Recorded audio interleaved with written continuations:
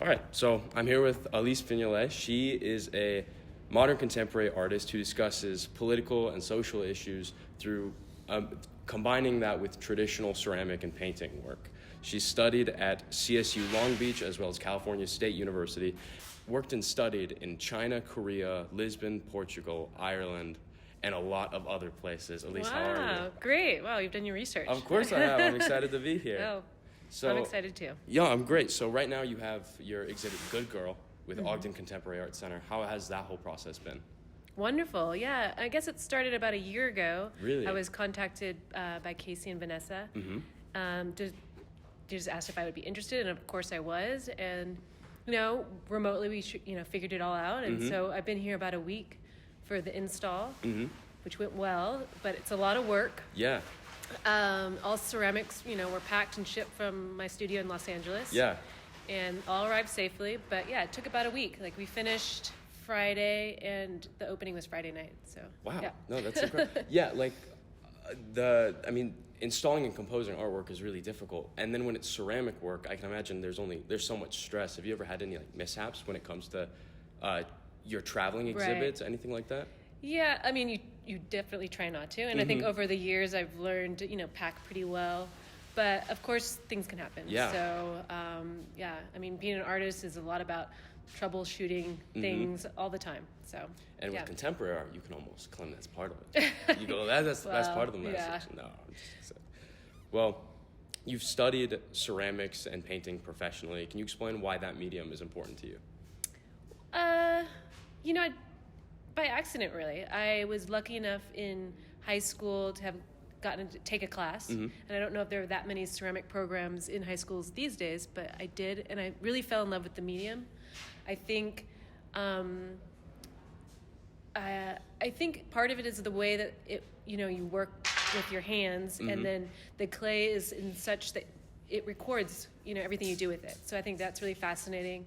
But I tend to think that I like the sort of thinking about those boundaries of what is clay and installation and painting. And so, if you see some of my work, it's usually pretty covered with my painting. So, yeah, I like it all. That's so fantastic. Your early works were directly inspired by urban expressionism and graffiti that you saw and urban culture from Long Beach, California, and even hints of it are seen in your most recent work in the form of typography. They resemble sound, almost tagging true. fonts. That's true. I guess I don't know if I can say that was all intentional. I mean, in the beginning, yes, when I was first moved to Long Beach, I was getting to know the new city I was living in, going to school. And so, it's follow your curiosity, I always say, when you're making art. And I was really curious about my new environment, and I started making work about it. And I'm always curious about things that are handmade. And a city, in a lot of ways, is handmade. You'd see signs that were hand-painted. And, the graffiti is, it's been around forever. You don't ever really get away from it. But it was interesting that it was, a wall would be painted one day, and then you'd go to bed and wake up, and it's a whole new wall that's painted in your alley. And that was sort of interesting to me. That was an art form that was somewhat transitory. It didn't last very long, and I work in clay, which is so permanent. So those sort of contrasts were interesting. And so jumping ahead to now, that was it's a whole different body of work I'm working on. But yeah, there's a lot of text. And there might be some of that influence still there. And I also think since I'm working on shapes that aren't, just a canvas, that sometimes the shape informs the lettering or whatever decoration I'm using. So I'm sort of embedding the text within the piece. So yeah, so all those sort of things kind of, I guess, inform the work. Yeah, with some of your pieces, the typography, it's almost reminiscent of contemporary graphic design. The way that you have letters sometimes inched down so they're incomplete words or sentences. Can you speak to why you chose to do that creatively? Yes, that was definitely intentional. I didn't always, when I started using text in my ceramic works, I didn't always do that. I think it happened over time. And I think what it was I saw how people, when they could read a word real quick, that they would read and sort of, dismiss it or walk away. That was, we're so used to just reading things and maybe not contemplating what we've read. But if I played with the lettering, it was much harder to read. And I saw that viewers would linger longer and they would be more invested in looking. Yeah. Yeah. Such an interesting creative decision that I think is very effective. Thank you. Like I said before, you've studied in Lisbon and Portugal, and then you've had residencies in Ireland, and then you've had work exhibited, and you've traveled and learned from going to Asia, Australia, Africa, and Southern America. Can you speak to the importance, or can you speak to how seeing other cultures has affected your artwork at all? Sure. I mean, travel definitely, getting out of your comfort zone and, your cultural norms, things that you understand, and then being somewhere totally different. And it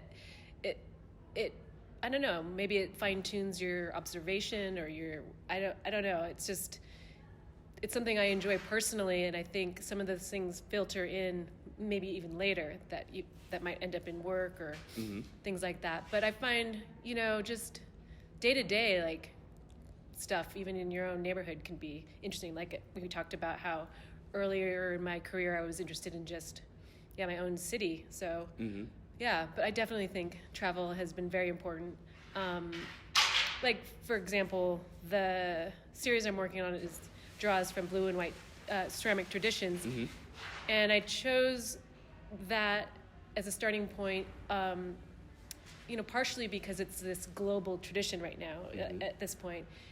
Through hundreds of years of appropriation, you have blue and white traditions in ceramics all over. So starting from the Middle East to Asia and Europe, I find that kind of fascinating. Yeah. Can you speak, with your work, you are throwing clay and forming it, so you have to understand how to operate as a potter, but to boil your art down to it, the work of a potter being correct. Like, you're also painting an illustration. Can you speak to why it would be maybe an artist's best interest to learn how to be interdisciplinary, wear many hats in one? I would start with, I think art is what makes art are the ideas and the concepts. So those ideas and concepts really inform whatever sort of medium you want to use. So I don't know if it's more important to know all the different art forms as it is to just have good ideas. But you're right.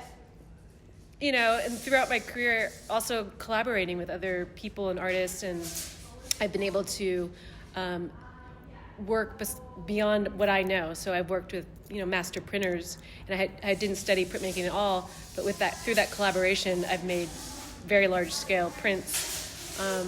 So even if you don't know something, you don't have that skill set, that doesn't mean you can't have the ideas and then figure out how to follow through. So another example is my husband, who's also an artist, is mostly a painter, and we had this idea to make a film.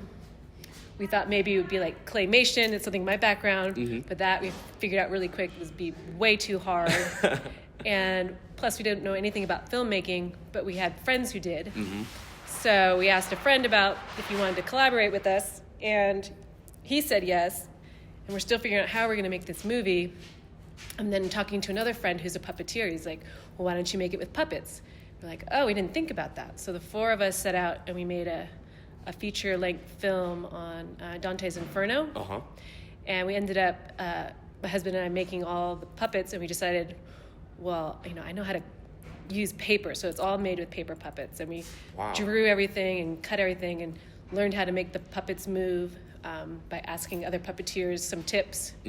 And so I think leading with ideas and curiosity, and then finding the right people and skills to help you realize is Wow. What's the name of the feature-length film? Where can we see it? This was many years ago. Actually, we came to Utah, and it was in Slam Dance, which is the same time as Sundance, so it was really fun. Right now, you might be able to find it streaming online. It was on Netflix, but it's not anymore, and it was on some other kind of channel, but yeah, it was a DVD, but I don't know if you can find that anymore, or even find a player for it. But yeah, I don't know. I guess it would just, if you wanted to Google it, maybe, or I can follow up maybe later. But yeah, Wow. it was cool. That's fantastic. No, chasing ideas and connection with people, getting out of the Yeah. studio, moving a little bit. Yeah, you helps seem very good at facilitate it. You're I try. Yeah. I try to listen to wise artists that say, get out of your head, just go do it. just go. You just go you work. just walked up to me after the talk and asked to interview me, and it seemed like you go after things you're interested in. Thank you. I do my best. I try. We've discussed themes of the urban expressionist themes that sometimes show in your artworks. Can you discuss some of the themes mentioned in your most recent installation, Good Girl, and why you think they're important to talk about? Yeah, Good Girl is here, just opened at Ogden Contemporary Arts, and it has, you'll see 3 large installations there that came from different exhibitions, but it's all sort of part of this larger series of work that's my Blue and White series. And it started many years ago, and it was, again, I was sort of, the way that I work is I work with a gallery in Los Angeles, and we'll talk about a date that I might have a show, and then might be a year away, and he says, we've got this date planned, and I can basically create and show what I would like. And so I think it was one of these moments where I had a show coming up, and I was thinking about, well, what do I want to do? And I'm looking at the history of ceramics, or thinking about it, and was interested in this blue and white tradition. And then, I listened to the radio, the news in my studio, and it was just this flood of information about the events surrounding the Me Too movement. And at the time, it was something that you couldn't really get away from. I live in Los Angeles. It affected a lot of the Hollywood industry there. And it was really about, these specific men and the things that they did over many years to women. And then it was all these women coming out and talking about their stories and what had happened. And then the movement, which was interesting to me because of digital media and social media, it exploded, and people were having this large conversation globally. So I kind of merged those things together into my ceramics, and so I started a whole series sort of based on that and sort of processing real life events and news that was happening. And then it's sort of grown from there. So that was probably 2017. And so each sort of exhibition has sort of evolved and grown out of that initial one. So then it started me thinking about, social issues surrounding women, contemporary women today. And yeah. No, it's a lot, yeah. No, I like yeah.